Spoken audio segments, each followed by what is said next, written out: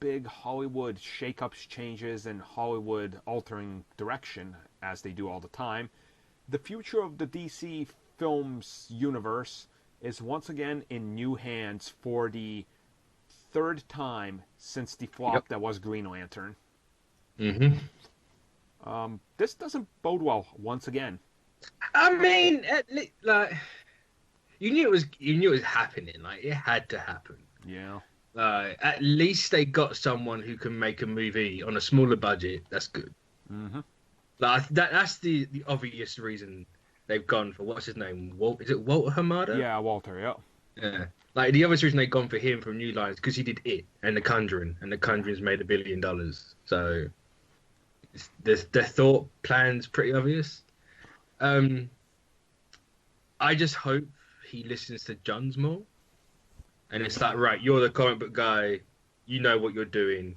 You do you, and we'll just sign off on it. I feel like with him getting brought up, and he's the one that like worked so like integral into New Line, and he quite literally has a lot of experience with James Wan. I think they're looking at maybe James Wan and Patty Jenkins to kind of spearhead the future of this universe and alter it from the horrible burning crash course it's been on. So, but then again, you bring up the smaller budget. I think that's going to play a big factor into it too, because they're probably looking to do that Joker movie now at like 20-30 million tops, so yeah like, because why would you not get some guy who can just turn something into or nothing into something? Yep. No, he made a bit. How much did It make last year? Oh my god, that movie Stupid destroyed. amounts. Yeah. Like stupid amounts, and he made it on nothing. So if you can do that for DC movies, like especially after spending like 800 million on fucking Justice League, and that's the to thing, get like, nothing back. Like, it was made with marketing for less than 80 million, and it went on and made 700 million. So exactly. The dude is literally a money making like bag of just. He knows what he's doing, which I hope in some ways Warner Brothers again lets him do what he wants. But the moment you're put in charge of all of these big properties that have previously made this big money, the suits step in. And for both the last guys that have been running DC, even as no one was making The Dark Knight Rises, they all came in with big promises and things like that. And ultimately, Warner Brothers shot them down and shot themselves in the foot. So I'm hoping this time, third time's a charm, that it works out. But I don't.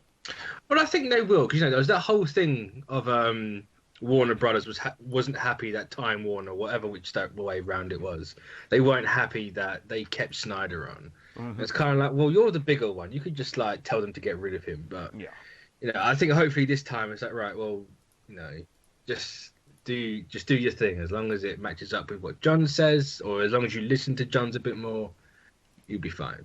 Yeah. Because let's be real, like John knows what he's doing. He can just go, I did the same thing as that Feige did with not Christopher Reeves. What's his name? Oh, who directed that Superman movie? Oh my God. I can't remember. Rich Donner? That's the one, yeah, Richard Donner, yeah. Yep. He studied under him with Feige, so it's kind of like, he can maybe have a bit of clout with that. Mm. It's just, yeah. as long as I can get a clear, concise direction to take the DCU, as it's now officially called. Oh, is that what it's called now? That's what when John's tweeted out about Hamada, he said about the DCU, and it's like, okay. Copy Marvel even more. Yeah. JK. But no, I mean, some people are like, oh, it's just mer news. Nothing's really going to change. I don't know. I think they need to change. They have to. I don't think having someone new is just going to mean they stay the course. I think they're going to have to drastically change something. People, I think, don't understand. This is literally a last-ditch effort. Like 2018, you're going to see, at the tail end, you're going to see Aquaman. And then you're not seeing anything that we know of until end of 2019, where you're seeing Wonder Woman. So it looks like they want to put a second movie probably for summer of 2019. It looks like it might be Suicide Squad. Like you're seeing Shazam, but we don't know how. Is it gonna be Suicide Squad, because that starts filming in October? I don't think that'll be ready for 2018. True. So I mean, like, if Shazam's part of shared universe, that'll probably be in it. I'm assuming. We don't know Yeah. though. Well, But I imagine since Hamada's a New Line guy, that he'd probably be like, let's just make Shazam the spearhead of everything. He's true. the new Superman now. Like, forget Henry Cavill. I'm down for that. Like, I think the main thing he needs to do is just give out a slate. Give out a proper slate with dates, not just bullshit titles like they did a couple of weeks ago. Look at our slate. Look at these signs we're pointing to. It literally doesn't exist anymore. It was changed within like 5 months of announcement. Like, how can you have a DC slate without Superman and Batman on it? Yeah. Like, get rid of Justice League Dark, get rid of Batgirl, and put Superman and Batman on there. I don't understand. It's like, why don't you start at the basics, right? Go to the most basic thing you have. Batman, Superman, keep Wonder Woman, you have Aquaman, announce the heavy hitters, and then go off into that. Because with how Justice League performed, there is no way in hell that they are announcing a sequel anytime soon, if in the next like 15 years. Well, because that's why I was surprised they put Justice League Dark on that slate. Yeah. And it's right in the middle of everything. It's like, you're putting Justice League at the center of this, really? You like, should put Justice League into anything. Honestly, it should not be even mentioned in the same breath as any of their upcoming movies, because it is such a damaged brand that like, who's going to want to invest money into that? No one. Like, you'd have to be insane. I'm struggling to find their reasoning, and I'm hoping that the future of their movies is looking bright. But this shakeup, once again, it screams they needed it to happen, and I want to trust them. I want to trust that they're doing it because they feel like, oh, we have a great direction. But I just don't know, man. They failed too many times. Well, here's the thing: it's their last chance. Yeah. So, like, my thinking is, give them the benefit of doubt that one last time. Because if it fucks up from here, they're done. No, it's not like you can go, oh, I'm not going to trust you again. It's like, we haven't got to worry about that because they're not going to do anything again. They just got to build their characters up. That's all they have to do. Yeah. That's the only reason they went wrong with Justice League. You need to build these characters up. And obviously Justice League was more than just not characters, but at least if people have the characters they care about in a movie, there's more chance of them going to see it. Because they're going to have to invest money into a Justice League at some point. True. Yeah, you can't have this shared universe without doing the big coming together movie. So. Well, I mean, is that their answer, though? Is going to be like Flashpoint? Like, we just won't use the Justice League title again, but we'll use something else. Like, honestly, I wouldn't be surprised if they use DC Injustice or something, just because the game title carries so much weight and people love that. They'll just be like, just shove that in there, like, it just seems like... Or they go with, like, Justice Society. Yeah. Just do that. That's true, yeah. Justice League or JLA or something, just change it up enough. Just subvert expectation, I guess, in some way or shape or form. Like, they just get a good director and have good buzz around your movie. Because that's ultimately what killed Justice League. There was just negative buzz 24/7. Well, it's like, oh. The thing is, it's like, I feel like that negative buzz was justified because...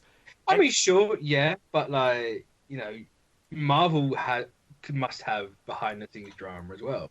But that didn't stop Ant-Man from, like, making money. Well, I think it's a thing, when we come on this show and we talk about it, and the thousands of people that listen to it on YouTube, and, like, the tens of thousands that listen to it on iTunes and stuff, when we talk about this stuff, it's quite clear that we care about it and everything, but when we bring up DC, it's usually in the negative, and that's because all the news surrounding it is negative. If someone says, oh, DC movies having production problems and the actors aren't happy, you go, well, we know this was the same report the last 5 times, and look at how most of these movies turned out. If they say it about a Marvel movie, we go, yeah, okay, dude, look, every movie's been reviewed successfully, and no one's ever talked about turmoil backstage, so I don't know what you're talking about. It's the perception, it's like... Yeah. Like, and I don't think DC has that. Like, everything related to them seems to be in a bad light. And that's kind of bad, but it's also kind of their fault, too, which is unfortunate, Well, yeah, it's no one else's fault. You can't blame, like, the media or critics for behind-the-scenes drama. Yeah. I mean, It's like people are just reporting on it, guys. Like, don't. It's not their fault. It's not a bias if someone, if like some director shits himself on set. yeah. Uh, Not that someone did do that. Well, That's just a reference. like us people that are reporting news and stuff, when you catch a lot of flack, they're like, "Why are you reporting false claims?" I'm like, one, we're not inventing the news; we're actually reporting on it, and we're giving you our opinion. But two, usually, like, it caught fire and it's spreading because there's probably some truth behind it. If there was nothing, it would quickly go away. And when you look at it, it's like, oh, Zack Snyder was fired, and people are like, no, that's wrong. He's still staying on there. And then he's legit removed from the project and replaced. It's like, no, he was pretty much given the boot. So it's like, it's how the things turn out. Like, I wish DC the best. Honestly, I do, but I have to see what this dude's results are, and I'm hoping that maybe Shazam is for his first kind of like, look, I've done this because it's a New Line movie. Look how good it is, Yeah, and I think Shazam's kind of like it's an indicator of the direction that you can probably expect. Like they're going all out. Yes, we haven't seen anything from Shazam, but they cast the Marvel family. They got the villain, and it's all shaping up to be something good just from the cast alone. So I think as long as they lean into everything properly, they should be fine.